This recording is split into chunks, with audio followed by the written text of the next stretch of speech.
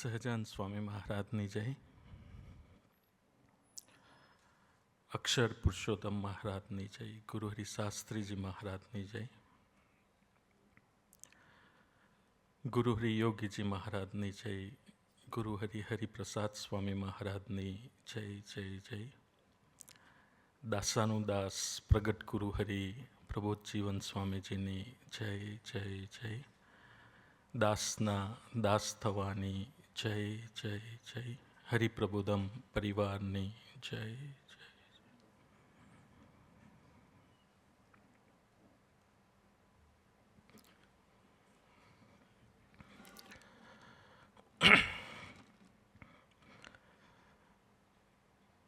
ગુરુહરિ પ્રબોધજીવન સ્વામીજી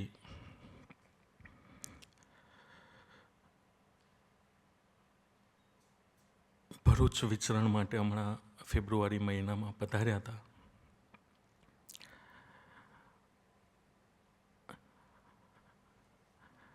થાળની વાર હતી એટલે બેઠા હતા. એટલે આનંદ કરીને એક દીકરો પ્રબોધ સ્વામી પાસે આવ્યો. બાજુમાં અમે હતા એટલે કે સ્વામીજીને પ્રાર્થના કરવી છે.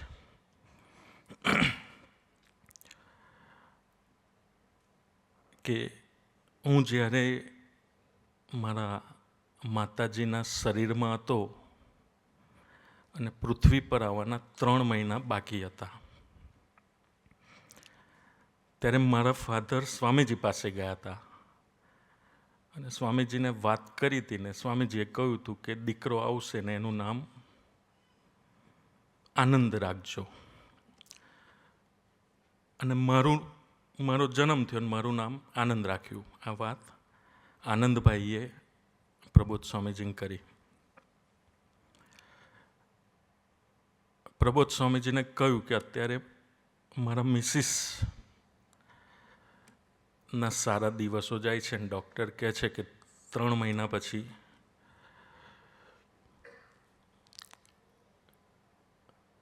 પ્રભુ આત્મા મોકલે પૃથ્વી ઉપર. તો જેમ મારું નામ સ્વામીજીએ આપ્યું હતું એમ તમે નામ આપો. એટલે એને તો નામ ના કહ્યું, પ્રબોધ સ્વામીજીએ મને નામ કહ્યું કે ચિન્મયાનંદ નામ રાખી દો આપણે, કે ચિન્મયાનંદ. તો પેલો ટેન્શનમાં આવી ગયો અને એવું લાગ્યું કે ચાલો ઇન્સ્ટાગ્રામનું યુઝરનેમ આવડું મોટું કેમનું પેલો પાડશે સોશિયલ મીડિયા હાથે, ચિન્મયાનંદ. એટલે એ ટેન્શનમાં હતો એટલે પ્રબોધ સ્વામીને અમે હસતા હતા કે સમજાય કે એને કે. એટલે મેં કહ્યું એનું નામ ચિન્મય આપ્યું છે, તારું નામ આનંદ છે, બે ભેગું કરીને કહ્યું ચિન્મયાનંદ. પછી તો બધું પતાવીને જતા હતા ને એક સેવકે કહ્યું કે સ્વામીજી તમે તો નામ આપ્યું ચિન્મય, પણ દીકરી આવી તો દીકરી ચિન્મય નામ સાથે કેવી રીતે જીવી શકે આ વર્લ્ડમાં 21st સેન્ચુરીમાં? પ્રેક્ટિકલી સત્પુરુષે નામ આપ્યું છે, છેલ્લા જન્મ માટે હોય, એ બધી આધ્યાત્મિક પર્સપેક્ટિવ છે.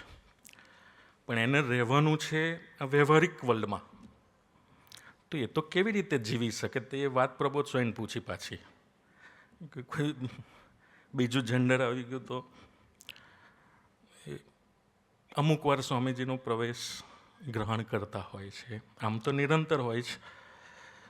સ્વામીજી બી કહેતા કે ઘણીવાર ઉતાવળમાં હોય ત્યારે કહેતા કે લંડન લૂંટાઈ જાય છે, બેસો. એટલે એવું દર્શન કરાવતા હતા. પેલા પૂછ્યું કે સ્વામીજી બીજું જેન્ડર આવ્યું તો પ્રથમ 27 વાંચ્યું છે કે કોઈ દાડતે કે ધાર્યું પ્રગટ સંતનું થાય છે, બીજું આવે જ નહીં કે?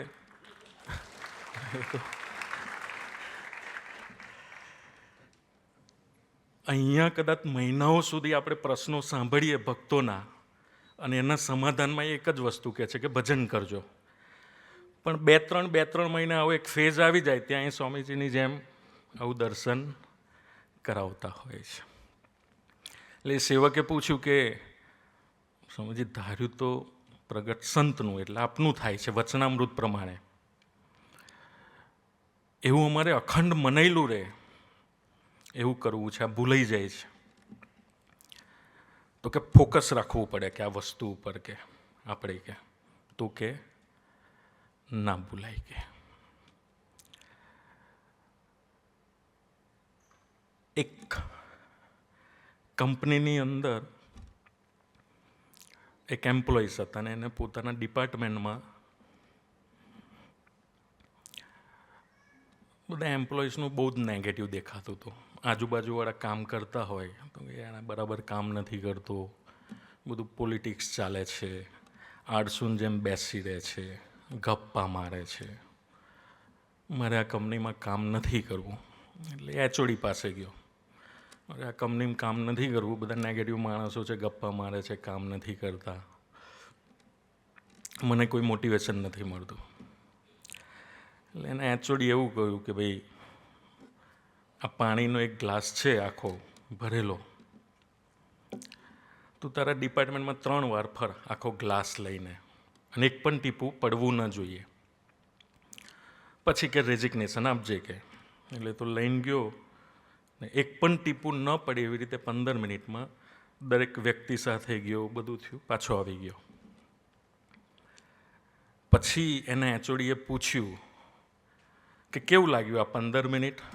તો કે એક પણ ટીપું દોડ્યું નથી કે આપણાથી કે માણસો પેલા નેગેટિવ હતા કે એ બધું મને દેખાયું નથી કે પેલા લેજી માણસો હતા, કામ નહોતા કરતા કે એ ખબર નહીં કે રાજકારણ રમાતું હતું બધું, કે એ બધી મને કશી દેખાયું નહોતું. કારણ કે મારું ફોકસ કે તમે જે ટાર્ગેટ આપ્યો હતો કે ટીપું ન પડવું જોઈએ એના પર હતો. એચઓડીએ કહ્યું કે તારું ફોકસ તારા ટાર્ગેટ ઉપર, ડેસ્ટિનેશન, તારી પ્રાયોરિટી ઉપર હશે ને તો આજુબાજુ ગમે એટલું વિપરીત વાતાવરણ હશે પણ કે તારું ફોકસ ક્યારેય જશે નહીં. તો એ ફોકસની અપેક્ષા ગુરુહરિ મારી પાસે રાખે છે ને એમનું દર્શન એમને કરાવ્યું હતું. પ્રમુખ સ્વામીજી મહારાજની શતાબ્દીમાં અહીંયાથી સંતો બધા પધાર્યા હતા. 4-5 કલાક દર્શન કર્યું પછી ઇવનિંગના અહીંયા આવ્યા. એટલે મૈત્રી સ્વામીજીનો ફોન આવ્યો કે યાદ કરે છે. એટલે ત્યારે લગભગ 12:30 થઈ ગયા હતા. મૈત્રી સ્વામી હવે આરામ કરાવો, સવારે પૂજામાં આવો છે. નાના કે યાદ કરે જ કે ગુરુહરિ બેઠા હતા સોફામાં, એક પગ ઊંચો હતો, રાઈટ સાઈડના ટેબલ ઉપર નાની પેલી 20-25 રૂપિયાવાળી ડાયરી ખાખી પેડવાળી એ હતી, 2 રૂપિયાની પેન હતી એના ઉપર પડેલી. મને કે આપણે કે આટલું સરસ બધું જોઈને આવ્યા કે આપણે કે ત્યાં પત્ર લખવો છે કે મને કે આઈડિયા આપ કે. એટલે હમણાં વાત કરીને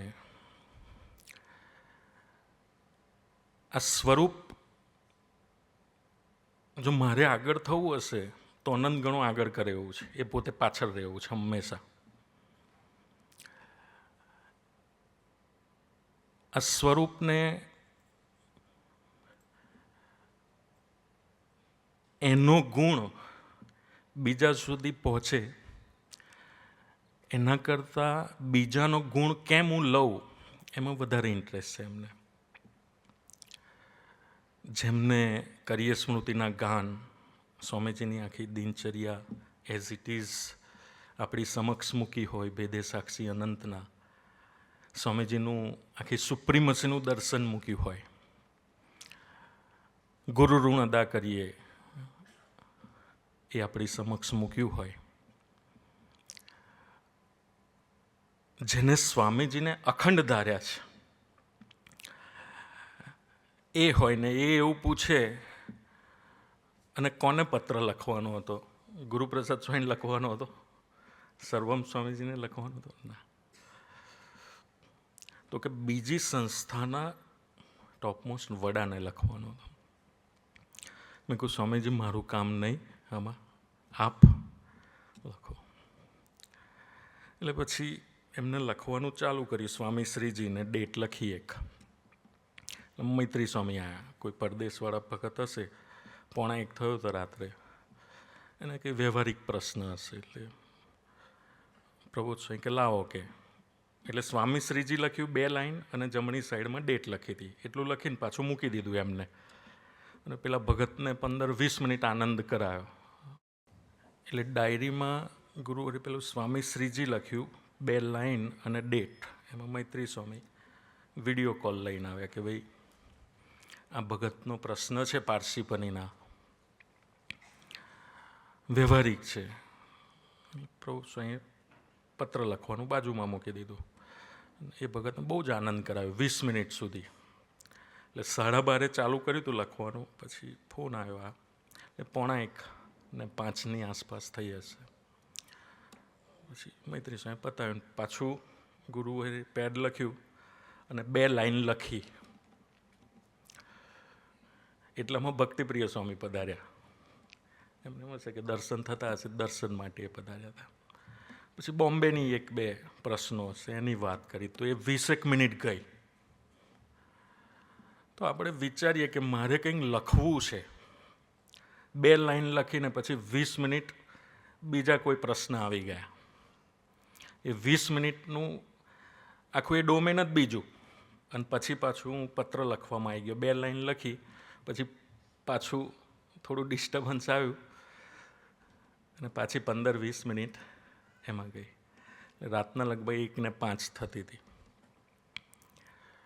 અને આખો દિવસ તો ત્યાં શતાબ્દીની અંદર ગુરુહરિ દર્શન કર્યા હતા. એટલે આખા દિવસનું ટ્રાવેલિંગ, ત્યાં ફર્યા, એ લોકોને ત્યાં એક્સક્લુઝિવલી ફોકસ આપવું. અને અત્યારે રાતનો સમય હતો એટલે સ્વામી શ્રીજી લખ્યું 2 લાઈન, ડેટ, પછી 2 લાઈન, પછી મૈત્રી સ્વામી ફોન લઈને આવ્યા, 20 મિનિટ એમાં પેડ મૂક્યું, પાછી 2 લાઈન લખી, ભક્તિ સ્વામી પધાર્યા, એ 15-1 મિનિટ, પાછી પત્ર તો 8 થી 9 જ લાઈનનો છે, પાછી 2 લાઈન લખી ને ઉમેશભાઈ પધાર્યા. એટલે મેં પ્રભુ સ્વામીને પ્રાર્થના કરી કે મેં કહું આવતીકાલે સવારે આપણે પૂજા પછી જો પત્ર લખવો હોય, કારણ કે આટલું બધું 12:30 બેઠા હતા પત્ર લખવાના, અત્યારે 1-1:15 વચ્ચે થઈ રહ્યું હતું, સવારે લખ. નાના કે હું પ્રયાસ છું કે તમારે જેવું ના હોય કે. એટલે એ તો બહુ જ વિવેકી છે. હમણાં બી અમે વોકિંગ કરતા વાતો કરતા, એકદમ ધીમું, બાજુમાં હોય તો પણ એમના વોકલની ફ્રિકવન્સી એવી હોય કે હું સ્વામીજી સાથે બોલું છું, કોઈ સાધુ સાથે નથી બોલતો, નાના સાધુ સાથે. એમનું આખું દૃષ્ટિ આ પ્રકારની છે. પણ છતાં બી ઘણીવાર સ્વામીજી આપણને દર્શન કરાવવું હોય, મને દર્શન કરાવવું હોય, એટલે ભગવાન જ એમનો કંટ્રોલ લેતા હોય સ્વામીશ્રી. નાના કે આપણે પૂરું કરી દઈએ કે, અને પછી છેલ્લી 3 લાઈન લખી નાખો, એ પત્રને પૂરો કરે છે. મને આ સ્મૃતિ એટલા માટે ગમે છે કે જે વાત કરી કે પ્રથમ 27 પ્રમાણે પ્રગટ સંતનું ધાર્યું થાય છે, એના પર નિરંતર ફોકસ રાખવું છે. ડિસ્ટર્બન્સ તો આવા વચ્ચે ઘણા બધા આવશે. દુનિયામાં એવો કયો વ્યક્તિ હશે કે 9 લાઈનનો પત્ર લખતો હશે અને 4 પ્રકારના ફોકસ આવે અને એ પત્ર લખવાનું કન્ટિન્યુ રાખે? કોઈ બી કન્ટ્રીનું પ્રેસિડેન્ટ રાખી શકે? એ ગુસ્સે થઈ જાય વચ્ચે કોઈ ડિસ્ટર્બન્સ આવે તો. કોઈ કંપનીનો CEO રાખી શકે? તો કે એ તો પોતાના વ્યવહારિક રીતે પોતાના કાર્યને પ્રાયોરિટી આપે, વચ્ચે કોઈને પ્રાયોરિટી ના આપે. તો બધા જ બેન્ચમાર્ક ઉપર ગુરુહરિનું આ એક જ અડધો કલાકનું જીવન દર્શન મૂકીને હું મારી જાત સાથે સ્વાધ્યાય કરું તો સ્વામીજી મને અને આપણા સૌને વિચાર આપે કે મારી સામે જે સંત છે કોણ છે ને કેવા છે. આપણને એક અનુભૂતિમાં લઈ જાય, આપણા મન અને બુદ્ધિની અનુભૂતિમાં લઈ જાય.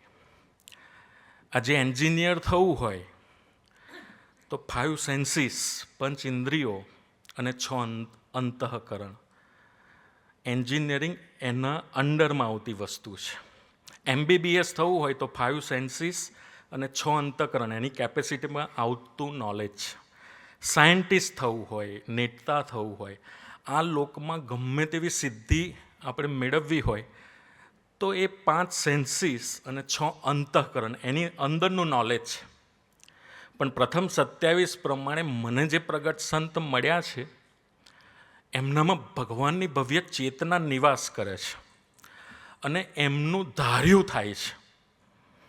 એ 5 ઇન્દ્રિયો અને 6 અંતઃકરણથી પરની વસ્તુ છે. 5 ઇન્દ્રિયો અને 6 અંતઃકરણની અંદરની વસ્તુ પ્રાપ્ત કરવી હોય તો બુદ્ધિની જરૂર પડે, પણ 5 ઇન્દ્રિયો અને 6 અંતઃકરણની ઉપરની વસ્તુ એને જો ઓળખવી હોય, એને સમજવી હોય તો ત્યાં એક વિશ્વાસની આપણને જરૂર પડે.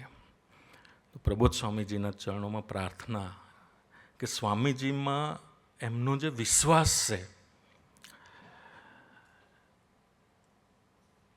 એનું કોઈ વર્ણન થઈ શકે એવું જ નથી.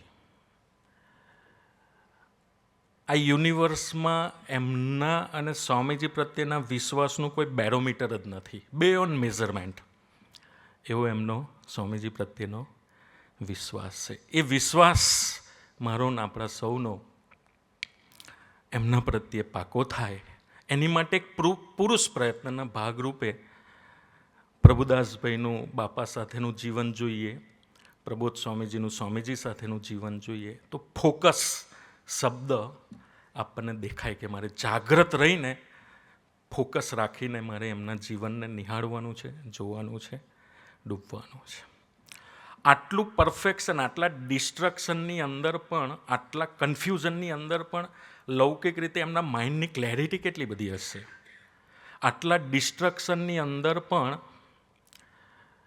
સાયકોલોજીકલી તમે પત્ર લખો ને આટલું ડિસ્ટ્રક્શન થાય ને તો શબ્દ લખવાની ફ્રીક્વન્સી ઉપર નીચે થઈ જાય કે પહેલી 2 લાઇનમાં શબ્દ લખ્યા હોય એવા શબ્દ બીજી 2 લાઇનના ન હોય. પણ એ પત્રની મારી પાસે કોપી છે. એક્ઝેક્ટ જેવો પહેલી લાઇનમાં અક્ષર હતો એવો જ છેલ્લી લાઇન સુધી. તો આપણને દેખાડે કે ભાઈ આ મનુષ્ય શરીરમાં વચનામૃત પ્રથમ 27માં કહ્યું એ પ્રમાણે સ્વામીજીના વારસાના ધરતી ઉપર અખંડ રાખનાર એ ચેતનાને એમને ગ્રહણ કરી છે. એક બુદ્ધિ તત્વમાં પણ આવે અને એ બુદ્ધિ તત્વથી ઉપર એક વિશ્વાસ પણ આપણો પાકો થાય એવું એમનું જીવન દર્શન હતું. પરાકાષ્ઠા તો આની પછી જ કે એમને આવું દર્શન કરાવ્યું, લખ્યું, પછી મને કે તું વાંચી લે કે આમાં કોઈ ભૂલ તો નથી ને. કે પ્રૂફ રીડિંગનું મારું કામ નહીં, એ તો આત્મીય સ્વામીનું છે અને એ એમને ખબર જ છે.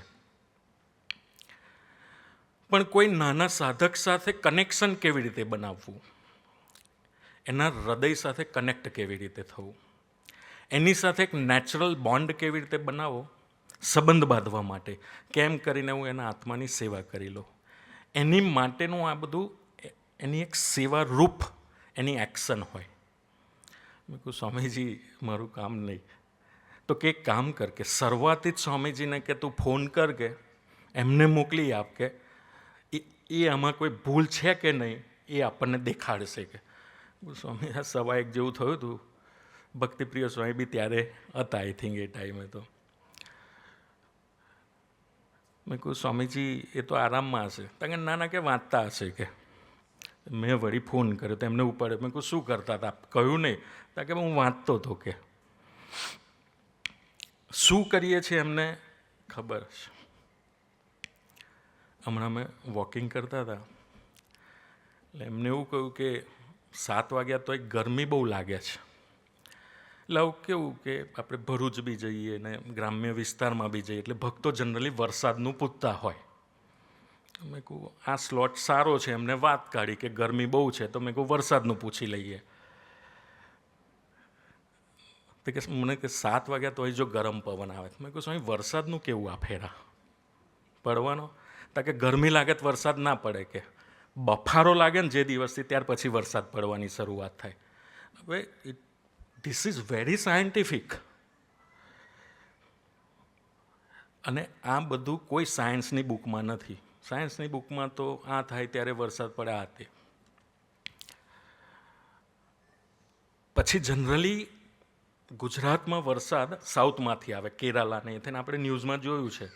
એટલે એમને એ પોઈન્ટ આઉટ કર્યું કે જનરલી વરસાદ કે સાઉથમાંથી આવે. પણ આફેરા કે સૌરાષ્ટ્રથી આવશે, કે સૌરાષ્ટ્ર સાઈડથી. વાતાવરણ જોઈને એવું લાગે છે. તો વરસાદ કઈ ડાયરેક્શનમાંથી કયા ટાઈમે પડે બધો જ એમને ખ્યાલ છે. છતાં બી એક સાધક તરીકે જીવવા માટે, એક સ્વામીજીની સેવા સર્વોપરી થાય એની માટે આપણે પરફેક્ટ રહેવું જોઈએ. એની માટે એ પોતે શું કહે છે કે આપણે શરૂઆતી જ સ્વામીને જગાડો અને આ પત્ર આપણને આમાંથી કોઈ ભૂલ હોય આપણને ખોરી આપે. શરૂઆતી જ સ્વામીને ખ્યાલ હશે. મેં રાત્રે ફોન કર્યો, શરૂઆતી સ્વામી કહ્યું કે વોટ્સએપ પર પત્ર મૂક્યો છે, જોઈ લો, રાહ જોવે છે ગુરુવરી, કોઈ ભૂલ હોય. એમને તો એવું કોઈ ટપકાની બી ભૂલ હોય તો કાઢી લે, કે તો કે આપણે સુધારી લઈએ. શરૂઆતી સ્વામીનો 2 મિનિટમાં કોલ આવ્યો કે ભાઈ એઝ ઇટ ઇઝ જવા દે, આમાં કોઈ ભૂલ નથી, કે મેં 2 વાર જોઈ લીધું. કે તો લૌકિક રીતે પણ આટલી બુદ્ધિમત્તા હોય, આટલી દિવ્યતા હોય, આટલું પરફેક્શન હોય સેવામાં, અને છતાં પણ એમને એમ થાય કે ના, આમાં કોઈ ભૂલ હોય તો હું સુધારી લઉં. તો એ વ્યક્તિત્વના જીવનમાં હું નામનું તત્વ હશે કે કેમ, સ્વામીજી દેખાડે કે મારે આ રીતે સેવા કરવાની છે કે એ જે સેન્ટર પોઈન્ટમાં હું નામનું, જેનું ઓપરેશન સ્વામીજી ગુરુહરિ 200, 250, 300 જ્યારથી યોગમાં લીધા ત્યારથી કરી રહ્યા છે. તો પ્રગટ સંતનું વચનામૃત પ્રથમ 27 પ્રમાણે જીવન દર્શન ઉપર ફોકસ રાખીએ તો આપણને ખ્યાલ આવે. યુએસએમાં હતા, એમની સાથે એડિસનમાં વિચરણ હતું. એ દિવસે સવારે ગુરુહરિ આમ જનરલી 5:30 વાગે જાગી ગયા હતા. તૈયાર થઈને પૂજા માટે પારસીપની મંદિરે પધાર્યા હતા. પૂજા પછી જે કાંઈ દવા કે જે લેવાની હશે લીધા પછી ત્યાં મંદિરમાં વોકિંગ કરતા હતા. અડધો 1 કલાક 20 મિનિટ વોકિંગ કર્યું. વોકિંગ કર્યા પછી જે એક્સરસાઇઝ કરવાની છે એ બધી પતાવી અને લગભગ 10:30, 11:15 વાગે વિચરણમાં પધાર્યા. 5-6 પધરામણી હતી. જ્યાં જમવા ગયા ત્યાં ઘણા બધા મહેમાનો આવ્યા હતા અને એ સમય થોડો સેન્સિટિવ હતો, કે બધાને સમજાવવા પડે. બીજા સદભાવવાળા પણ આવ્યા, એમને પ્રશ્ન પણ પૂછે. એમ કરતાં કરતાં 2:30 વાગે એ પોતાના ઉતારે પધાર્યા. 3:30 વાગે પારસીપની મંદિરે ધૂનમાં પધારી ગયા. 3:30 થી 4 ધૂન કરી. ધૂન કર્યા પછી કિશનજીના ત્યાં થોડો આનંદનો પ્રોગ્રામ હતો, તો ત્યાં પધાર્યા બધા સહિષ્ણુ ભાઈઓ સાથે. અને ત્યાંથી 5:30 વાગે એડિસનની સાઈડ પધરામણી હતી થોડી, એટલે પધરામણીમાં પધાર્યા. વચ્ચે આપણે કૃષ્ણાભાઈના દીકરાને ત્યાં પધાર્યા. એ બધું પત્યું પછી ગુરુહરિ થાળમાં પધાર્યા. થાળમાં બી બધાને એટલો બધો આનંદ કરાયો, કેક કાપીને બધું પત્યું. ત્યાર પછી એડિસનમાં એક નર્સરીનું ઓપનિંગ હતું, ત્યાં ભક્તિપ્રિય સ્વામી પહેલાં પહોંચી ગયા હતા, એટલે ગોષ્ઠી કરી હતી. પણ ત્યાં પધાર્યા પછી લગભગ 70 દીકરાઓએ પર્સનલ હાર પહેરાવ્યા એમને. કાર્યકર્તાને પ્રાર્થના કરી કે એ ગોષ્ઠી ન કરે તો સારું, સવારથી આ રીતનું આખું વિચરણ છે, હજી તો પારસીપની ત્યાં પહોંચવાનું. છતાં પણ ગુરુહરિએ કંઈ 2-5 મિનિટ લાભ આપેલો. ત્યાંથી 11:30 નીકળ્યા. અહીંયા 12-12 મંદિરે પહોંચ્યા. એટલે બધાને એમ કે આરામમાં જશે, પણ આરામમાં ન ગયા, પણ પારસીપની મંદિરે વોકિંગ માટે પધાર્યા. અને વોકિંગ કરતા હતા, સાથે જ હતા, અને વીજળી થતી હતી. એટલે 2 રાઉન્ડ માર્યા. મને કે વીજળી થાય છે, એટલે મેં કહ્યું કે સ્વામી વરસાદ પડશે એવું લાગે છે એમ. તો એમને તરત જ સૂચન કર્યું કે નેવા નીચેવાળો પ્રસંગ તને યાદ નહીં આવતો વીજળી જોઈને? કે ફોકસ. હું તો નવરો જ હતો આખો દિવસ, મારું મન કંઈ બિઝી નહોતું કશામાં. એમનું મન સવાર 5:30થી ફોકસ્ડ હોય સેવામાં, અને કન્ટિન્યુઅસ વ્યવહારિક સેવા, આધ્યાત્મિક સેવા, યુવકોની સેવા, સદભાવવાળાની સેવા, અમરીશોની સેવા, અનંત પ્રકારની સેવાઓમાં કોન્સ્ટન્ટ એક ધાર્યું ફોકસ રાખતા રાખતા રાખતા 12:15 જ્યારે રાત્રે વીજળી જોવે છે, મને વિચાર આવ્યો કે વરસાદ પડશે, અને એમને વિચાર આવે છે નેવાવાળો પ્રસંગ કે યાદ, ગુરુ હરિના ચરણોમાં પ્રાર્થના, કે આ વિચાર તો જ આવે કે એમને રોમે રોમમાં સ્વામીજીને ધારણ કર્યા હોય તો જ આવે. અને એ સ્મૃતિ આપીને સ્વામીજીની સ્મૃતિ એમને મને તાજી કરાવી, કારણ કે સ્વામીજી ઘણીવાર સવારે આરતીમાં પધારે ત્યારે એ નેવા નીચેવાળા પ્રસંગની વાત કરતા કે ગરજ કેટલી ને આ અંતે. એટલે સ્વામીજીને મેં પૂછેલું, મેં કહ્યું સ્વામી એક્ઝેક્ટ શું છે આ પ્રસંગ? તો કે પ્રસંગમાં બીજું કશું નથી, કે સમજ કે એક વીજળીનો ઝબકારો થયો ને એમાં ગુણાત્યાન સ્વામી દર્શન કર્યું એટલું જ છે. કે મેં કહ્યું સ્વામી આપ આટલું બધું યાદ કરો છો? તો કે હું એટલે યાદ કરું છું કે વીજળી જેવી ઝબકારાની લાઇટ કેટલી સેકન્ડ માટે હોય? મેં કહ્યું લેસ ધેન 1 સેકન્ડ જેવું હોય, આમ થાઈને બંધ થઈ જાય. તો કે એટલું પણ જો કે પ્રગટ સંતના દર્શન થઈ જાય ને તો કે જે પામવાનું છે એ બધું મળી જાય, કે એ રહસ્ય છે કે એ પ્રસંગમાં, બીજું કાંઈ નથી. કે એવું સ્વામીજીએ ભગવાન ધારક પ્રગટ સંતના મહિમાની વાત કરેલી, અને એ સ્મૃતિ એમને યાદ કરી. પણ એમનું ફોકસ કેટલું બધું હશે આખા દિવસમાં, તેનું કારણ શું? મેં ગુરુપ્રસાદ સ્વામીને અમે નાગપુર પધાર્યા હતા. ભારતના નંબર 1 ઇન્ફ્લુએન્શિયલ વ્યક્તિમાં જેનું નામ છે, નરેન્દ્રભાઈ બીજા નંબરે છે, પહેલો નંબર સર સંચાલક મોહન ભાગવતજી છે. ભારતની નંબર 1 પ્રભાવિત વ્યક્તિઓ એમની સાથે બેઠા હતા. 22 મિનિટ બેઠા હતા. ગુરુપ્રસાદ સ્વામી સાક્ષી છે. ગુરુહરિ એક પણ શબ્દ બોલ્યા, મૈત્રી સ્વામી પણ સાક્ષી છે, હાર પહેરાયો, મોમેન્ટો આપ્યો, 22 મિનિટ બેઠા. મોહન ભાગવતજીને અમે બધું બોલતા હતા. પછી તો ગુરુહરિનું વિચરણ હતું, એ પધાર્યા, અમે ગુરુપ્રસાદ સ્વામી બધા બેઠા ને બધું પતી ગયું.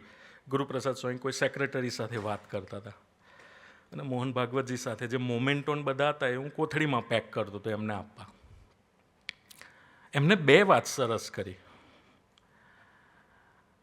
कि जो तुम्हारे गुरुजी है वो भगवान के रखने वाले संत लगते हैं के, तो कि मुझको मिलने कई लोग आते हैं के,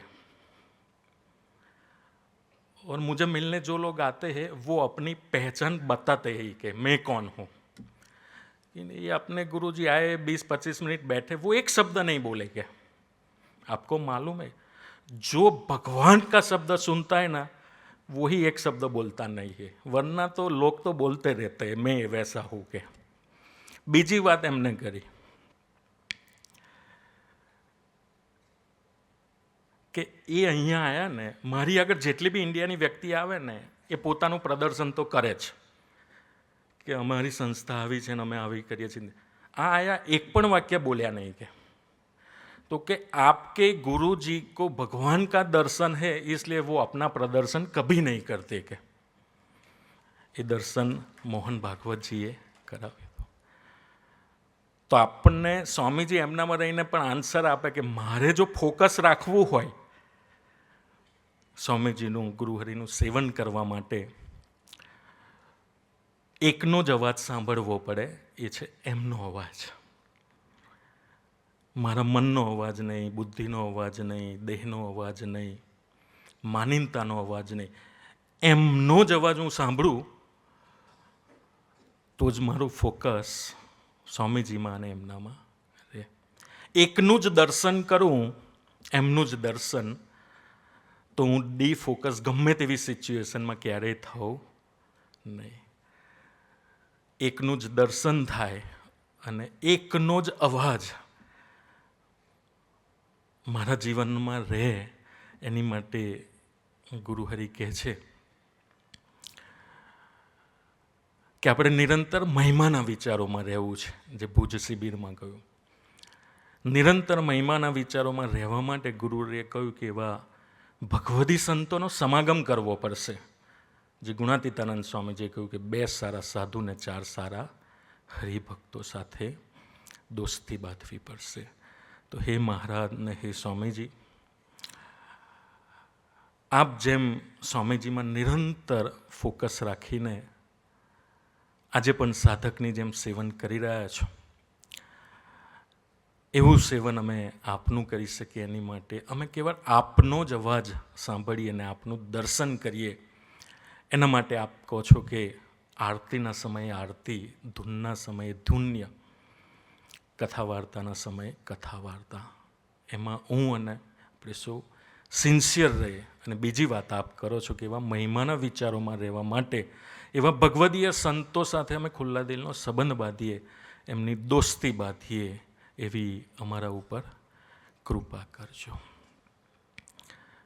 છેલ્લી એક સ્મૃતિ મેં સર્વમ સ્વામીજીને કહી કે ગુરુ હરિએ બહુ જ નાનો હતો ત્યારે સ્મૃતિ આપી હતી. આ વસ્તુ પાકી હશે તો જ ફોકસ રહે, મને એવું લાગે છે. નાના હતા ને સમર વેકેશનમાં જઈએ મંદિરે, એટલે બધા બાળ મંડળને સેવામાં લગાડી દે, બધા લીંબુ દેવ તોડવાને, ચંદન ઘસવાને. વાડકી ચંદન ઘસો તો જ રોટલી આપતા ત્યારે તો, પણ ઇટ વોઝ ગુડ ટ્રેનિંગ એમ, એક બાળ સંસ્કાર માટે. ફૂલ તોડવાના ઠાકોરજી માટે સામેના ખેતરમાં ને એ બધું. એટલે સ્વામીશ્રી પરદેશ જતા હતા, હરિસ્મૃતિમાં બધું પેકિંગ ચાલતું હતું ને ગુરુ હરિ સાથે હતા. એટલે અમે બધા દીકરાઓને બહાર ફરતા જોયા. એટલે આવો કે આ દવા ભરવા માંડો કે જીપલોકમાં. અમે બધી દવાઓ ભરી, બધું થોડું પત્યું, બ્રેક પત્યું. એટલે હરિસ્મૃતિની બાજુમાં ગાર્ડન ને ત્યાં લાકડાની બેન્ચીસ હતી, ત્યાં હું બેઠો. ગુરુ હરિ આયા. થોડું ગરમી હતી એટલે ગાતરિયું ખભા પર હતું. એટલે હવે સતા બાપાના સમાગમે પૂર્વાશ્રમના ફાધરને કંઈક વાત કરેલી ને એ વાત મને કરેલી એમને કે ભાઈ આ ધરતી ઉપર અને આજે એ અક્ષર પુરુષોત્તમ ઉપાસના જે ઓફિશિયલ સનાતન ધર્મ દ્વારા એ પુસ્તકને માન્યતા આપી છે એમાં પણ છે કે આ ધરતી ઉપર અક્ષર અને પુરુષોત્તમ પ્રગટ હોય છે. એટલે એ વાત આમ કહેવાય ને કે વારસામાં અમને આવેલી. પૂર્વાશ્રમના ફાધરે કહ્યું હતું કે ભાઈ જો સ્વામીજી છે ને એ મહારાજની ચેતના છે અને ગુરુ હરિ છે તે કે ગુણાતીતની ચેતનાને ધારણ કરનાર છે. નાના છોકરા ચોથા ધોરણમાં હોય, જે કે એ માની લે, ત્યાં તર્ક ના હોય, વિશ્વાસ હોય. અમે બેઠા હતા, મેં વળી એમને પૂછ્યું, મને આવું કહ્યું હતું, તમારામાં આ ચેતના ખરી ને એમ? મને એક ઠોકીને આવી બધી વાતો કરે છે કે ભાગ અહીંથી કે. એટલે આપણે તો ત્રીજા ચોથા ધોરણમાં હોઈએ ને એ પણ એમની રીતે સાચા હોય, મર્યાદાને એ પ્રમાણે.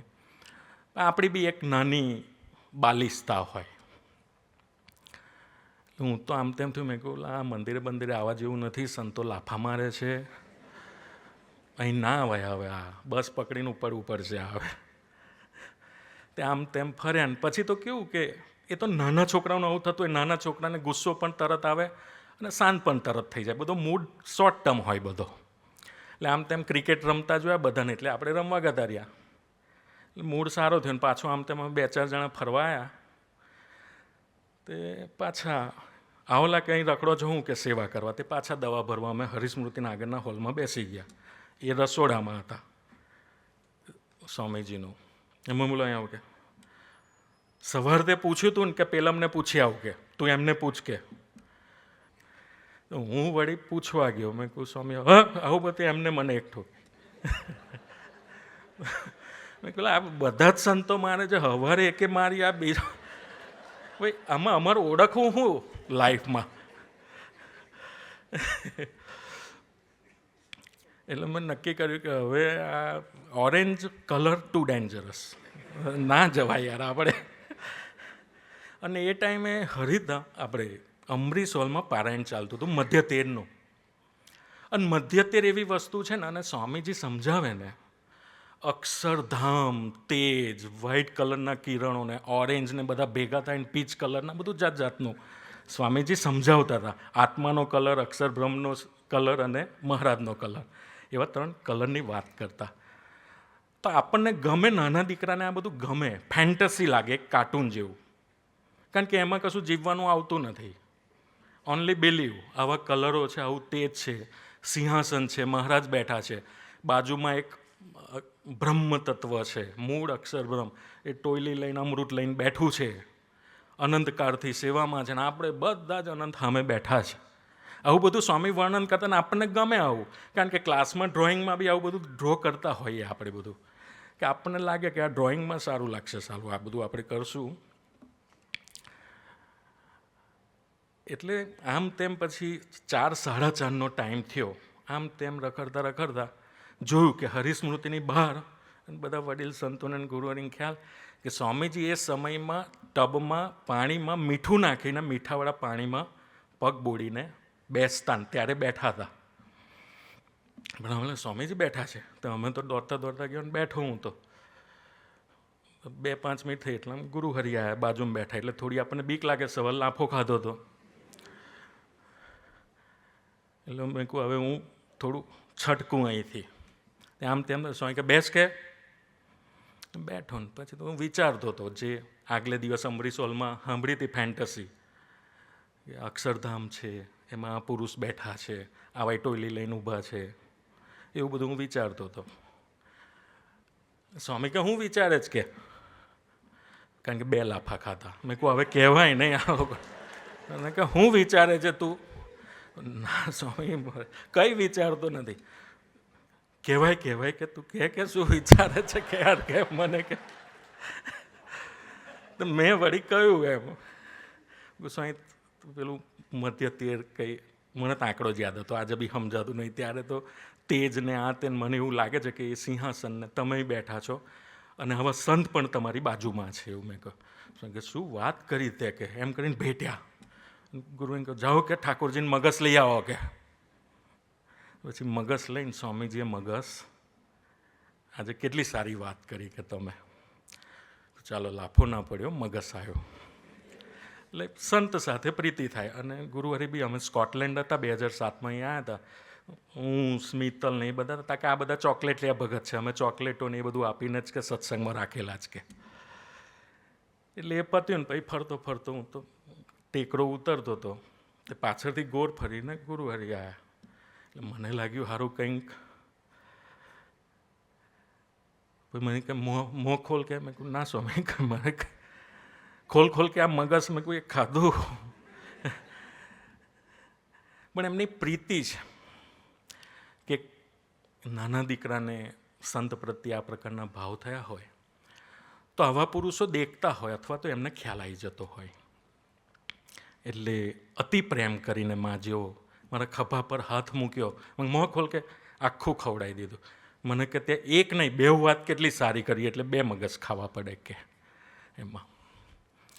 પણ મન અને બુદ્ધિની પાર સ્વામીજી કોણ અને કેવા, એમને જે ગુરુહરિ આપ્યા છે એ કોણ અને કેવા, એ વિશ્વાસથી જેટલું પાકું થશે. ભક્તિપ્રિય સ્વામી, સર્વમ સ્વામી, બ્રહ્મવિહારી સ્વામી, ગુરુપ્રકાશ મૈત્રી સ્વામી, બધું ગુરુહરિ કહે છે કે એમના સમાગમથી આટલું જ પાકું કરવાનું. સ્વામીજી કોણ અને કેવા, ગુરુહરિ કોણ અને કેવા, મન અને બુદ્ધિની પાર વિશ્વાસથી જેટલું પાકું થશે એટલું સેવન કરવામાં મારું ફોકસ વધશે. તો હે સ્વામીજી, હે ગુરુહરિ પ્રબોધ સ્વામીજી, હે વડીલ સંતો, આપના ચરણોમાં પ્રાર્થના કે મારા મન અને બુદ્ધિની પાર સ્વામીજી અને ગુરુહરિ કોણ અને કેવા એ જડબે સલાખ પાકું થાય, એની માટે અમે એમનો સમાગમ કરી શકીએ. ને એથી એ વિશેષ અમને એવો બુદ્ધિયોગ આપજો કે એ વસ્તુ અમને સમજાય અને એ વસ્તુ અમારી પકડેલી રહે. એની માટે આપનો અનુગ્રહ જ જોઈશે, આપની દ્રષ્ટિ જ જોઈશે, આપની અમારા પરની અતિ અતિ અતિ અતિ કરુણા જ જોઈશે. આ વસ્તુ તો જ મન અને બુદ્ધિ પાર પાકી થશે. તો હે સ્વામીજી, હે પ્રબોધ સ્વામીજી, મહારાજને આમ સૌ ઉપર આટલી કરુણા કરો કે સ્વામીજી કોણ અને કેવા સમજણમાં છે, બુદ્ધિમાં છે, પણ રિયાલિટીમાં જેવી રીતે આપે એમને ઓળખ્યા છે, જેવી રીતે આપે એમને નિહાળ્યા છે, જેવી રીતે આપે એમની સાથે સંબંધ બાંધ્યો છે, એવી રીતનું સેવન અમે આપની સાથે પણ કરી શકીએ એવા બળ બુદ્ધિને શક્તિ આપે, એ જ પ્રાર્થના. સહજાન સ્વામી મહારાજની જય.